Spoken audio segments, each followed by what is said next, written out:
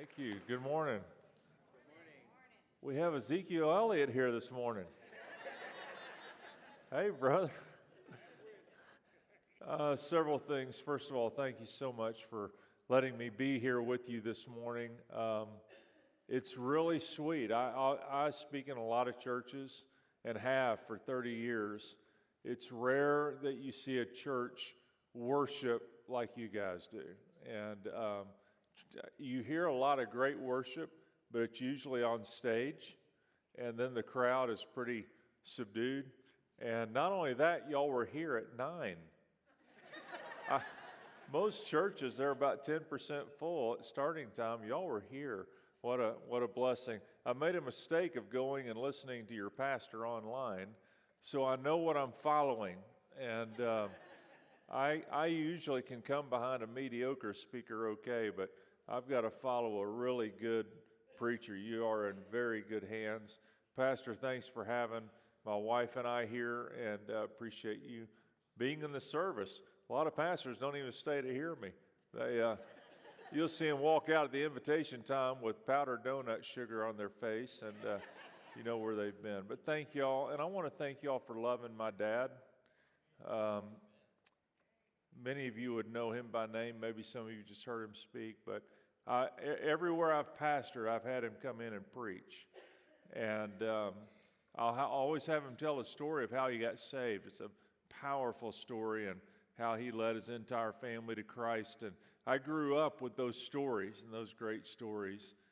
But I've often said, you may hear a better speaker speak, but you'll never hear a better man speak.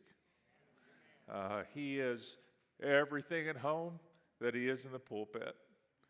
I watched it. I can't tell you how many times I walked in on him praying and seeking God and studying. And I would hear him preach a sermon that maybe he had preached before, and he would give as much time to the second time he spoke it as to the first time, praying and asking God for clarity. So I love that man, and I love you for loving him, because he's the precious, praise God, my best man at my wedding. So anyway, I want to tell you a little story. One of my favorite verses is Psalm 84:5. It says this: "Blessed are those whose strength is in you, who have set their hearts on pilgrimage. Though they pass through the valley of Baca, they make it a place of springs." Now, the word Baca means bitterness. And here's what that verse says: blessed are those who go on a journey with God, because everywhere they go, they make dark places light. They make bitter places sweet. There is a journey that you and I are called on. One of my mentors used to say, the destination is the journey. Well, we're not trying to get to someplace. Walking with God is the place. Going on this journey with Him. And so that creates a lot of challenges that we have to face.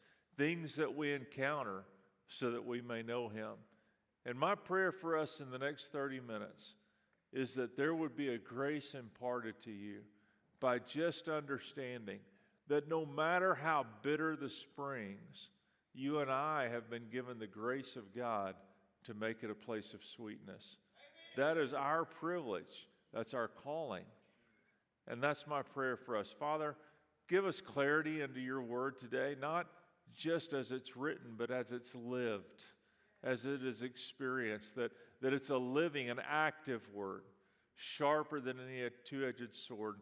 Father, we pray that you would give clarity into the living word today. And I bless you for that in Jesus' name. You know, you never know what tomorrow holds, do you? You never know what the next hour, you don't even know what the next minute holds. On August 16th of 2016, I'd been working with one of my client churches in Atlanta, and I got a call from one of my churches. I was working as a consultant and strategist for businesses and churches, and I would go in and work with executive teams and C-suite people and help them with strategic planning and obstacles maybe they were facing or didn't know they were going to face. And so I was living really in a a joyous time of my life. In fact, I've often said I was living a charmed life. I had been developing this company for the last 18 years, and it had grown to a success level where I was turning down contracts. I was living in a place that I never thought I would be. At 25, I thought, wow, I can't believe this. And so I had taken this phone call, and the Houston church called and said, man, we need you right away. And so I got on a plane that night. I'd intended to go on home. But ended up in Houston. I landed about midnight one night, and this night on Tuesday night, got to my hotel room about 1 o'clock in the morning, got all my clothes set out for the next day, and got ready for my meeting in the next morning, and I went to bed. It's about 1 o'clock, maybe 1:15. I doze off. About 2 o'clock, I wake up. I need to go to the restroom. And on my way back from the restroom, I began to feel very lightheaded. I didn't know what was going on. I have low blood sugar anyway, so it's, as you know, sometimes when you stand up, you get a little lightheaded. I thought that's all it was. And the next thing I know, I'm waking up.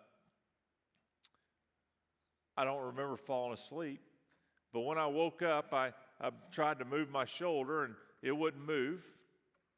So I tried to move my other shoulder, and it wouldn't move, and then I started trying to move my legs, and all I could think about was, man, I must have slept well, because everything in my body's still asleep.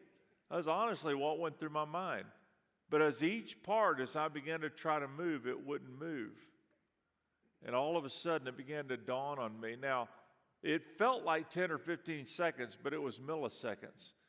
You know how it is. Sometimes your brain is working so fast.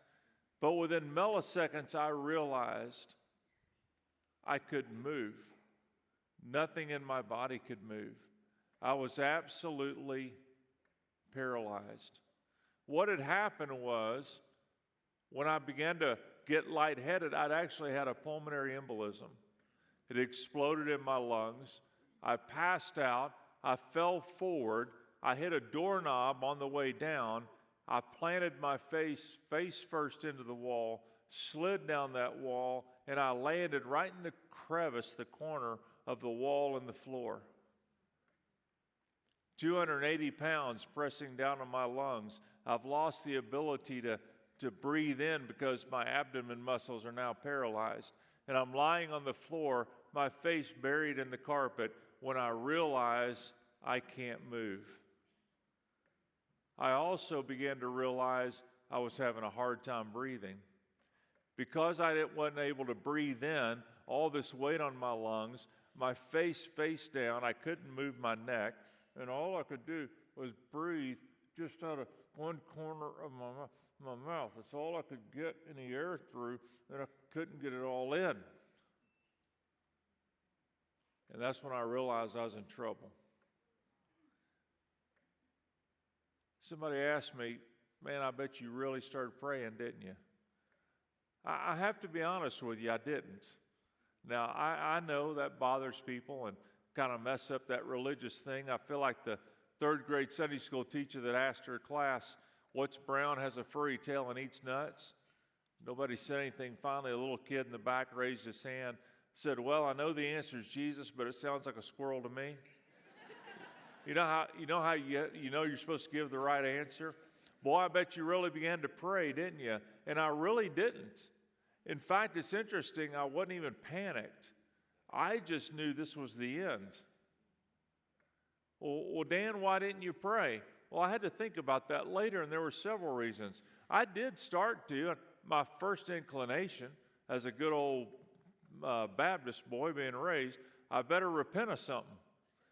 And so as I'm lying there, I couldn't think of anything I needed to really repent of. I mean, I wasn't saying I was perfect, but man, I loved God, and I tried to live out the best I knew this relationship.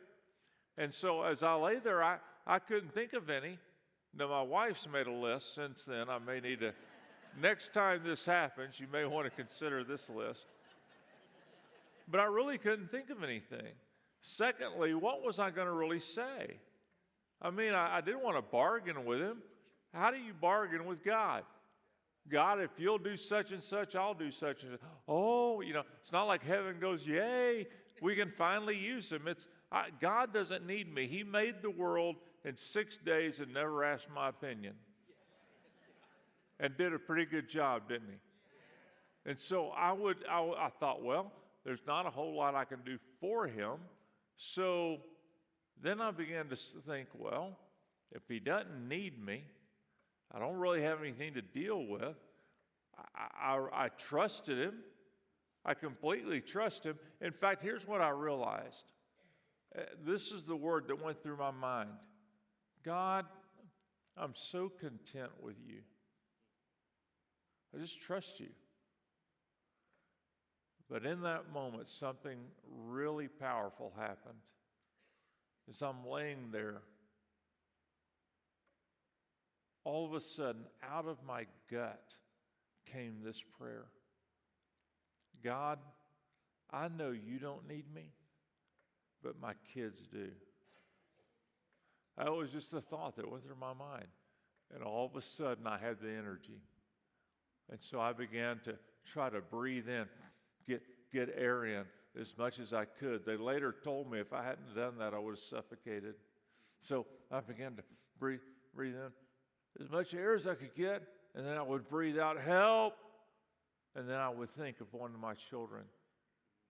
I would pull up my oldest daughter, Hannah, and I would think about her, and then I would breathe in a little bit more, and then I would cry for help, and I'd think of my second child, Elizabeth, and then I would breathe in, and I would cry out for help, and then I would think of my third child, Rebecca, and then I would do it again and think of my fourth daughter, Lydia, and I'd breathe in, help, I would think of Micaiah, and I'd breathe in, and I would cry help, and I would think of Bethany, and I did that over and over and over for the next 7 hours, just trying to stay alive. When I didn't show up for my meeting the next day, they called in and asked the hotel to do a wellness check. As I was laying there in the darkness, I couldn't think, I couldn't breathe. I didn't know if I had 5 minutes or an hour left. But all of a sudden, I heard in the middle of the darkness, Mr. Hall, Mr. Hall. And then I heard this phrase, someone call 911. And that's the last thing I remember. When I woke up in ICU. I woke up with lights flashing in my face. I woke up with a friend of mine looking over me and telling me, asking me if I knew who I was.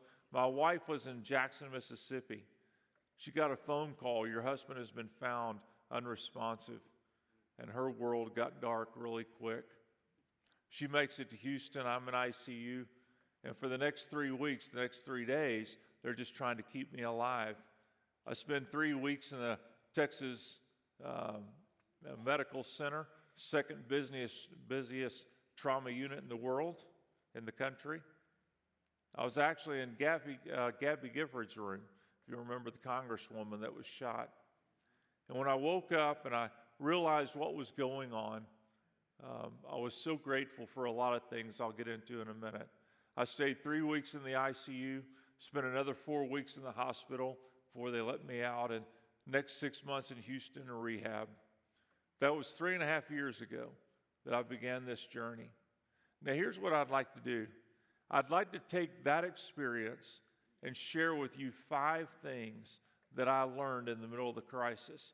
In fact, I actually talk about emerging from the shadow of death. Knowing what it's like to come through a difficult time. And I'd like to share with you 5 things that I feel like the Lord highlighted for me of how to emerge. How can you get out of the shadow of death? How can you emerge from the hard places? Number 1, for instance, here's lesson number 1. Relationships are like the WD-40 of life. Now, when I grew up, there were 2 things that every house had. They had WD-40 and they had duct tape. Thank you. Right? If it's loose, you tape it. If it's stuck, you spray it. And you can make life just work so easy. Now, if you're over 40 or if you're a skater, you know what WD-40 is, right? You spray it on ball bearings, you spray it on hinges, you spray it on spark plugs that get stuck so you can unscrew them, right? Remember all that? Now, let me tell you about that. Let me tell you what WD-40 does. It doesn't make things. It just makes things work smoother. You see, here's what I discovered in the middle of all this.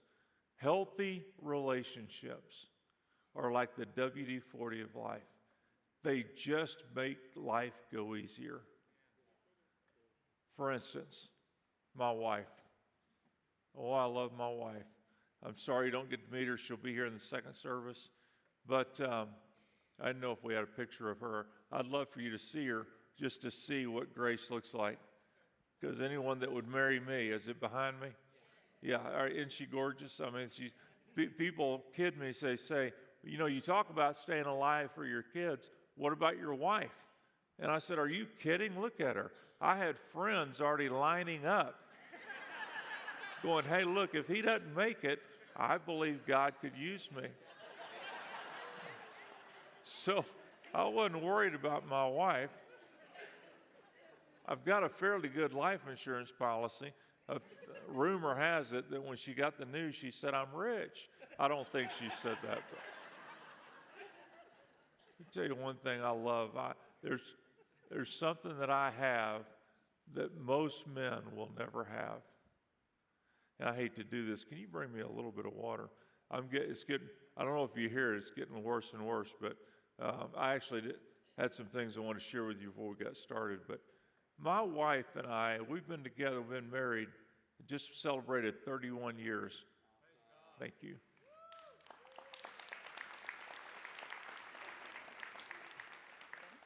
Just need to wet my whistle, as my dad would say.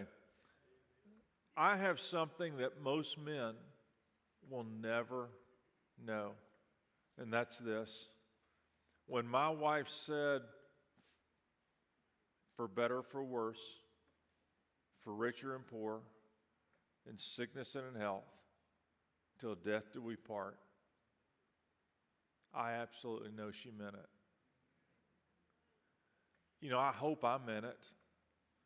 I think I meant it. When I said it, I meant it. But I've never really had to find out. My wife has a 55-year-old infant. She has to do everything for me. I've got a smart aleck friend that says, yeah, an infant that can talk. Do you love friends? When I was lying there in ICU, my wife looked over at me at one point.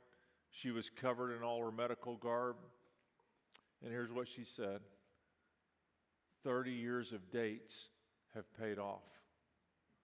See, my wife and I, every week of our marriage, went on a date. Every week, when we didn't have enough money to pay attention, we were going on dates. When we qualified for WIC, we were going on dates. Sometimes our dates were to get in the car and go sit at the reservoir and talk and share a smoothie, because that's all we could afford. But every week of our marriage, we went on a date. My wife loves to tell the joke that we've been happily married 25 years. And I'll say, honey, it's been 31. She said, I know. Here's the funny thing. We can't agree on which were the bad years. My bad years weren't the same as hers. It hadn't always been easy. And some of those dates weren't always real fun. But we knew that we had to fight for us. And in the middle of this dark place, I'm so grateful for a wife that stayed with me. In fact, when we got married, it was very interesting. When we got married, I told the preacher that I wanted to write my own vows. And he wouldn't let me. He said, no, you're not. Well, I was a little offended by that. But since he was about to be my father-in-law, I thought I should probably do what he said. And I said, well, why can't I write my own vows? He said, son, you don't know what love is. Well, that really ticked me off. We had been in love for a year, and I had listened to Lionel Richie. I knew what love was. And here he is telling me I don't know what love is. And he says, son, you certainly don't know what commitment is. And that's when he looked at me. He said, son, for better, for worse, for richer and poorer, in sickness and in health, till death do you part. You can't top that. And I tell you, that's been my mantra ever since. I've done about 150 weddings, and I won't let them write their own vows. You can say anything you want to, but when it comes to the vows, here's what we're going to say. I'm so grateful for a wife that loved me, that fought for me, that we fought for our marriage. We fought for in the times that we were so frustrated with each other, and we said, but this is our commitment. Men, especially men, now I'm pretty egalitarian, but I've got this chivalry still stuffed down inside of me. Men, pursue your wives. Make them important. Pursue them like you did before you thought you had them. Make them a priority. Relationships matter. I'll tell you another set of relationships is with my kids. And I tell you, I love my kids. I think they're hysterical. They're frustrating. They're wonderful. You want to kill them one minute and hug them the next. My oldest is 31. My youngest is 19. And every one of them made it to that hospital room. Somebody asked me one time, how do you know you've been successful? Well, if you'd asked me at 25, I would have said a big church and, international ministry. But on my 50th, they gave me a surprise party. Somebody shoved a microphone in my face and said, so, do you think you've been successful? And I said, I do. And they said, why? And I said, because all my kids still want to come home for Christmas. I don't know that that's the most spiritual answer, but I know that's what flowed out of me. Especially men, women as well, but men, take your daughters on dates. Spend time with those boys. I took my daughters out from the time I could put them in a stroller. Just be with them. Love them.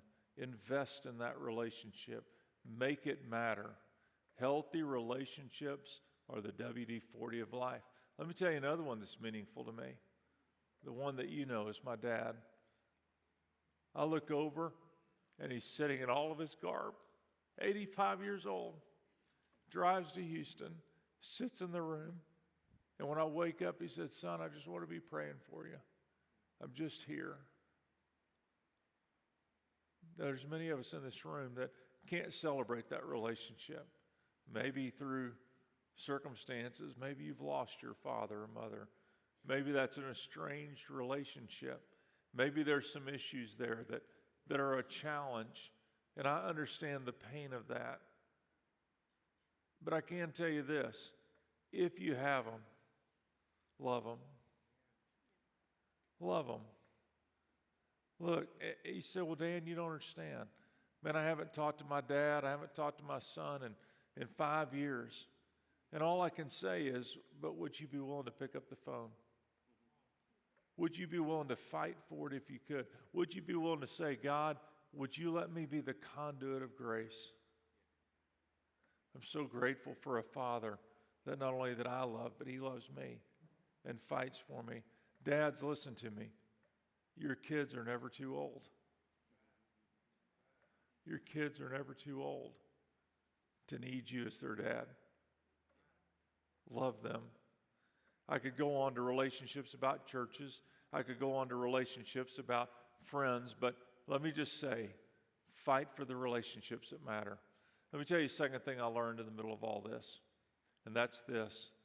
Joy is the power that gets you through every obstacle. Joy is the power that gets you through every obstacle. Don't you love Nehemiah, where he says what? The joy of the Lord is our strength. Proverbs says that laughter does good like medicine. One of the most powerful gifts you and I have is joy. One of the things that we have, my wife puts it this way, find the funny. Find the funny. Every situation, find the joy in it. Find that thing in it that brings the grace of God. My wife and I have made a covenant that if we're ever going to laugh about something in the future, let's laugh about it now. Do you know how many of your funny stories were not funny when they happened? Think about that. When they happened, they weren't funny. But then you laugh about them later. So she and I made a covenant to laugh by faith. Whatever happens, we're going to say, God, there's a joy in this somewhere. There's a funny in this somewhere. One of my daughters is, how would I say? She's stewardship impaired. It'll sink in a minute. Bless her heart. I love her to death, but she can't manage money worth anything. It got so bad that before she got married, I sat down a couple of months before their wedding with my son-in-law, and I said, I'm sorry. I tried. I did everything. It's a mess. Son, it's just a mess. You're going to have to love her. I actually gave him the last 6 months of her bank statements just to say, I'm sorry. I tried. Now, I love her to death. She knows she's not good at it, but she's just deficit in that area. I'm lying in my room. I've got all these tubes going down my throat. I've got all these meters hooked up to me, and she comes walking in holding my wallet. I had sent them back to my room to make sure we got everything. And when she came walking in holding the wallet, saying, Dad, good news. We found your wallet. Better news. All the credit cards are working. I couldn't say a word. Get that wallet from her. At one point, the doctor came in and she's looking at me and she says, well, Dan, how are we feeling today? And I said, she said, I'm sorry. And I said, bye. Her eyes get wide. She looks at my wife. How long has he been like this? My wife looked at us and said, oh, there's nothing wrong with him. He's just messing with you. And I was. I mean, I wasn't nothing wrong with me, but everybody was acting like somebody was dying in here. And somebody needed to bring some levity to the situation. Now you say, Dan, that's so silly. It's not silly. We have the gift to laugh. It's medicine. It's the power of God. It is His strength. One of my favorite verses is 2 Corinthians 8:2. Paul is writing to the Corinthians about the Macedonians, and look at what he says. In your severe trial and extreme poverty, throw in overwhelming joy, and you get abundant generosity. You know, 2 reasons people don't give. I'm in a tough time in my life. Second reason they don't give, I don't have enough money. Macedonians had extreme poverty and severe trial, but because they had overflowing joy, it resulted in generosity. Joy is a powerful gift. But let me give you number 3 because it goes with number 2. The pathway to joy is gratitude. You see, we want to come down and have Pastor Mark or the elders lay hands on us and give us joy. Let me tell you something. Sustaining joy comes from gratitude. Every day in that room, we would end it thanking God for wins that day. My blood pressure didn't crash out, or the doctor came on time, or whatever it was. They were little things. Thank you that something tasted good. And every day we ended with the little things we could be grateful for. I want you to listen to me. You and I, as Americans, have more to be grateful for than most people in the world. You and I, as Christians, have more to be grateful for than anyone in the earth. Why are we not expressing that gratitude. I want to challenge you. Be grateful. Find those things in life. Be grateful for coffee. Be grateful for, well, you and I turn on an air conditioner, we don't even think about it. God, thank you for the little things. Now, we're always thankful for the big things. Man, I love that song. I hadn't heard it, where He's with us in the fire. We're grateful for the big things, but have you learned to be grateful for the little things? And constantly expressing that gratitude. The power of that gratitude will release joy in your life. Let me go to number 4, because I think this is important. How many of you remember Joseph in the Old Testament? He had a dream at the age of 12. As the youngest son, he had a dream that the rest of his brothers were going to bow down to him. That didn't go over well for some reason with the big brothers. So they plotted to get back at him. So he comes, he brings them food. They decide they were going to kill him. They throw him in a pit. The oldest brother convinces them not to. So they end up selling him into slavery.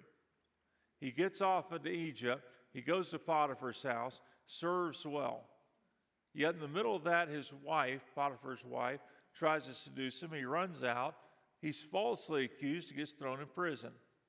While in prison, God speaks to him in dreams. He interprets other dreams, and he pleads with them to get him out. They forget about him. One day, the king calls him. He interprets the dream accurately. The king puts him in charge of the whole known world. Now listen to me. Joseph never made one career choice in his life and landed in the middle of God's will. Listen to me again. He didn't make one career choice in his life. They were all made for him. His brothers sold him. Potiphar threw him in jail. People forgot about him, but he landed in the middle of God's will. There was only one thing Joseph had control of, and what was that? His heart. The only thing he could control was his heart. Folks, sometimes the only thing we can control is our hearts. The rest of it, watch. I don't know why this happened to me. I've had lots of people try to tell me. I've got Reformed brothers that tell me that God did this for His will to show Himself. I've had my charismatic brothers tell me He did this so He could heal me and broaden my platform. I've had my very fundamentalist friends tell me there must be sin. There's always a reason, isn't there? You got these Job friends that tell you, I'll tell you why this happened. Dan, why do you think this happened? I'll tell you exactly why this happened. I know why this happened to me. This happened because I had a pulmonary embolism and fell into a wall. That's the best I can do.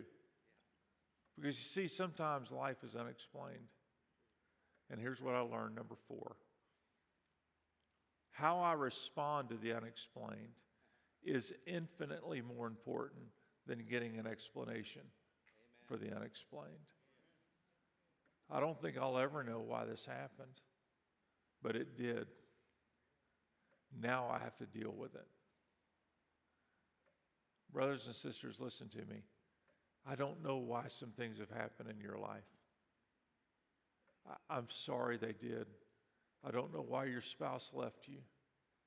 I don't know why your child rebelled. I don't know why you went bankrupt. I don't know why that parent died. And I'm sorry. I really am. But now you have to live. You have to get up tomorrow. And what's more important than getting an answer is to live in God's grace. How we respond is infinitely more important than figuring it out. Because that's what I will be held accountable for. What did you do? Father, whatever happens, let me be faithful. Let me be faithful. If I get thrown in the fire, let me be faithful.